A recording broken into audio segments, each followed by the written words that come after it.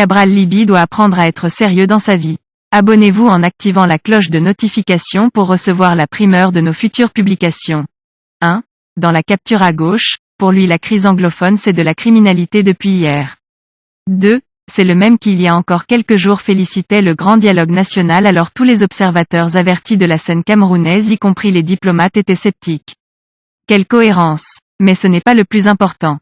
Dites à ce monsieur que tous les conflits s'accompagnent du développement des formes parallèles de criminalité ou de crime organisé qui permettent d'alimenter le conflit. C'est-à-dire côté force gouvernementale, trafic d'armes, extorsion, pillage et même commerce de drogue. Ça permet de gagner un peu plus d'argent. Régulièrement l'État ferme les yeux.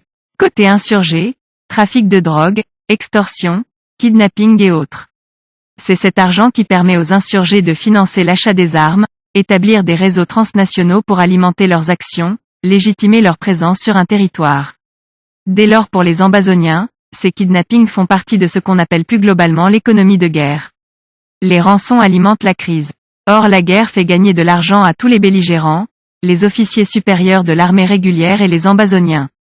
Pour arrêter les kidnappings, il faut arrêter la guerre. Venir dire que la cause anglophone s'est transformée en criminalité c'est faire preuve d'une méconnaissance criarde de ce qui s'y déroule. J'aurais été plus brutal en lui demandant de lire un peu plus s'il te plaît.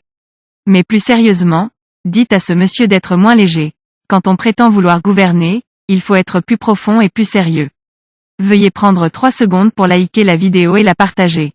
N'oubliez pas de vous abonner à la chaîne YouTube, Boudman, sur le site www.camertv.info. À bientôt pour de nouvelles publications.